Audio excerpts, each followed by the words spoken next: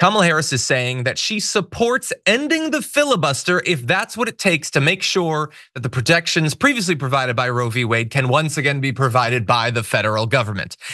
And some of those in the Senate who have worked long and hard to make sure that the filibuster is there, to make sure that nothing actually ever happens, are not happy about her new position on this. And so I want to remind everyone of why we're having this fight in the first place. Many of you might be new to watching politics. Many of you might not live in the United States, and you might think, well, if she's the president and if the Democrats control the House and if they have more than 50 senators, then can't they just pass a bill that does this?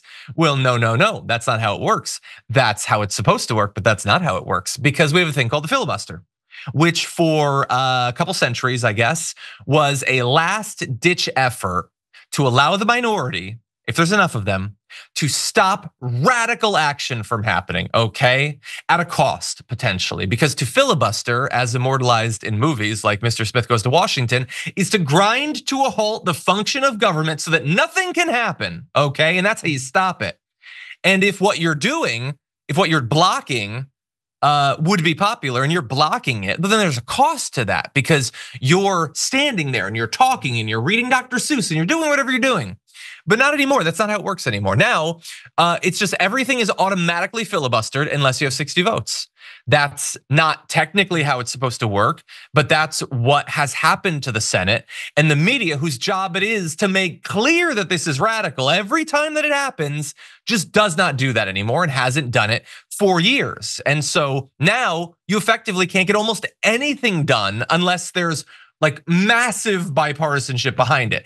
And you might think, well, good, that stops radical things from happening. No, when I say that like we need a huge number of the other side to cross over, not because the thing that's being debated isn't popular enough, it has no matter whatsoever how popular it is. It's just down to the politicians, and that obviously needs to change. And so here is Kamala Harris talking about how they might change it for this particular topic. She was speaking to Wisconsin Public Radio, and she said, "I've been very clear. I think we should eliminate the filibuster for Roe and get us to the point where 51 votes would be what we need to actually put back in law the protections for reproductive freedom and for the ability of every person and every woman to make decisions about their own body and not have their government tell them what to do." Now, of course, Republicans would hate this, not Republican voters. Many of them want these protections to be in place, but Republican senators hate this and others do. We'll talk about Joe Manchin in a second.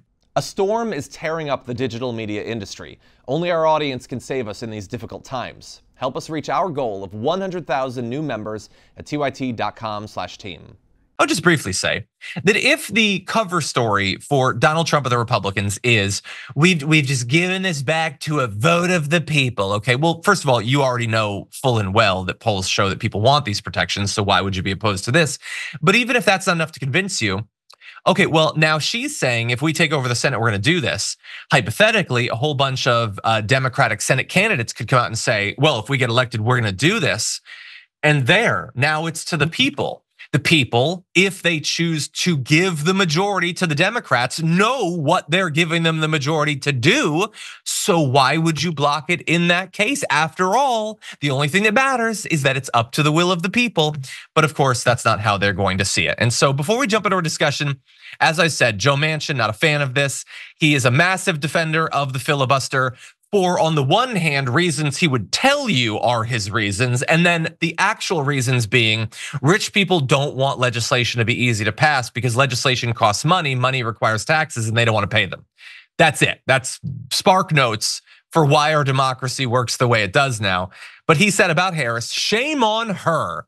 He's retiring, by the way, to go make millions of dollars in the private sector.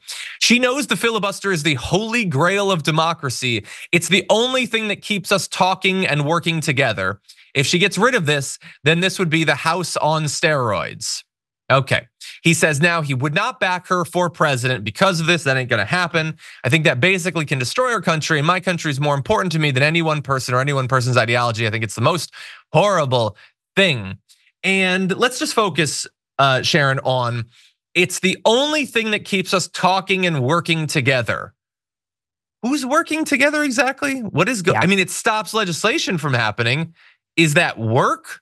Are you guys talking? Well, what are you talking about? You're talking about campaign donations? Because you're not talking about legislation because legislation is effectively impossible in all but the most rare opportunities. So what do you make of all this? Some people felt like it was a mistake for Kamala Harris to step into this. Number one, I think Joe Manchin is bitter. He saw the writing on the wall a long time ago, and he knew he was going to be on the outside looking in. And as you mentioned, he's going to make millions of dollars. But the other point I think you make is correct. The filibuster was taken, corrupted long ago, and used to just stall progress, stall the implementation of the things that the American people want. It doesn't work anymore. And I don't know why we're so stuck on things that don't work. We have a different political landscape. The things that we thought were terrible 20 years ago pale in comparison to what's going on right now. So I think this is crazy. And I don't think he wanted to support Joe Manchin, Kamala Harris anyway. I mean, you saw how he talked about wanting to jump into the race as if anyone wanted him. He loves the filibuster because it kept people like him and cinema relevant and kingmakers. And they love to party with everyone and then be invited to all these cocktail parties and have lobbyists and everybody else give them tons of funding. So I don't really, who needs his vote? I know every vote counts, but I would wear it as a badge and say, aha, I'm finally rid of him. Exactly. Yes, exactly. I don't know that she will, unfortunately. Joe Biden used to try to work with him. Maybe she'll be a little bit different in that. His position, so this is for longtime viewers. His position on the filibuster and the position that the filibuster holds goes to like the main thing that I think people who haven't followed politics for long need to know about American politics. I'm going to say what it is in a couple of minutes, but I want to give people watching live an opportunity to predict what point I've made many times I'm going to make. And it's something that you wouldn't think with the way that media talks about politics, but is one of the fundamental truths of our political system. So that's coming in a couple of minutes. I just want to mention that Trump chimed in on this, okay? He said, congratulations to Senator Joe Manchin for not endorsing radical Kamala Harris because of her death wish for the filibuster and the rule of law. What does that have to do with the rule of law? Literally at all. Joe knows that only the 45th president of the United States, Donald J. Trump, can protect our country, our people, and make America great again. So first of all, he didn't endorse you doink. He's just not endorsing her. Also, he's terrible. Why would you want his endorsement? And what do you mean, congratulations? He didn't achieve something. He didn't accomplish something. He stood up for the rich. And I guess you're one of the rich and you love the rich. So I understand why you like this, but I don't think it's worthy of congratulations. But anyway, he was not the only one. Where a Joe Manchin exists, Kyrsten Sinema is not far off. She said, to state the supremely obvious, eliminating the filibuster to codify Roe v. Wade also enables a future Congress to ban all abortion nationwide. What an absolutely terrible, short-sighted idea. So look, she is not 100% wrong there. She's awful. So yeah, in theory, they could do this to ban it. Kyrsten Sinema, reminder, they're talking about doing that already. They've already banned it in broad swaths of America. They've already done that. Where were you for all of that, by the way?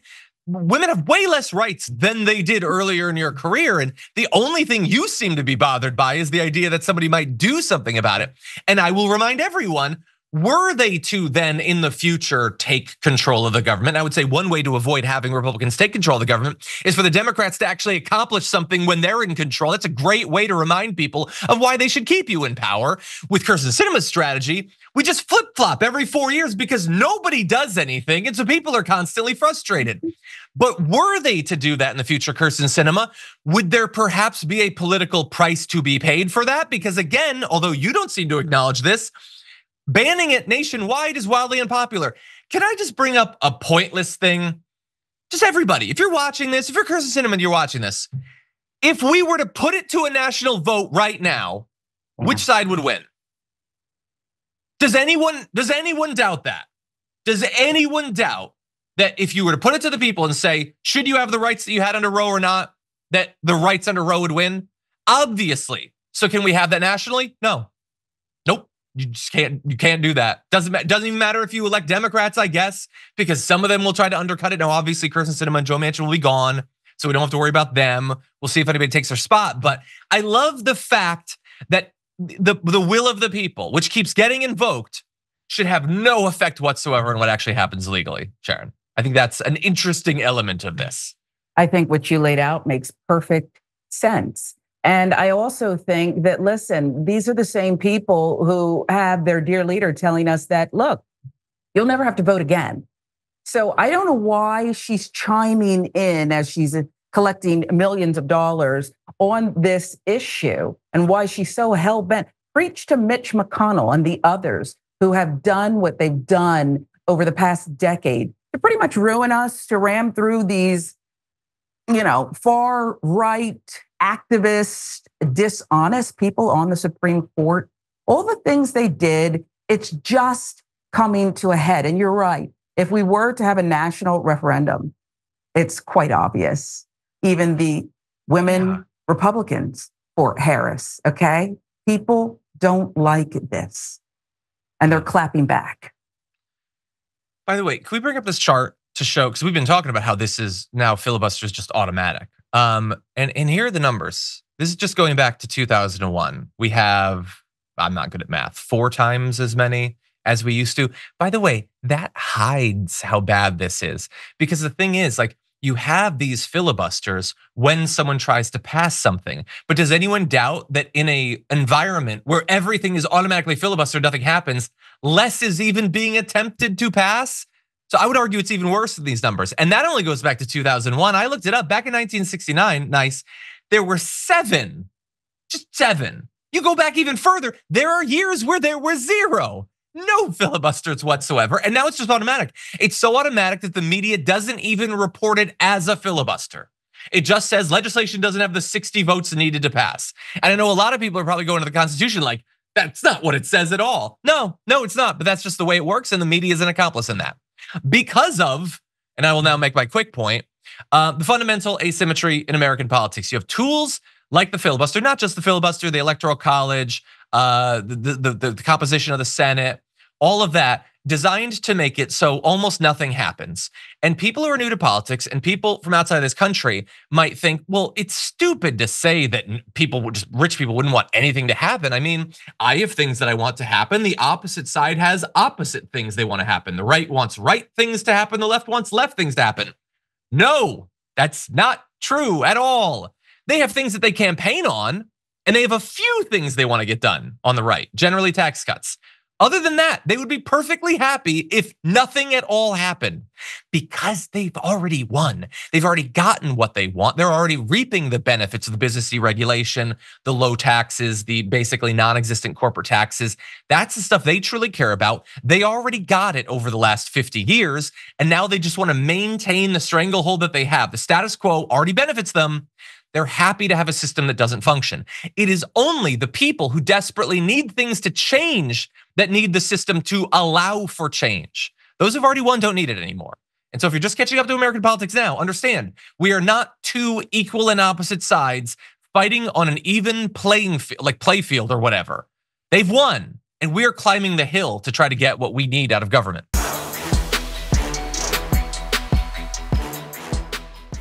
Thanks for watching our video. Did you know that you can support our show by becoming a subscriber? Just click the subscribe button and also ring the bell so that you get notifications when we're live or when we post new content.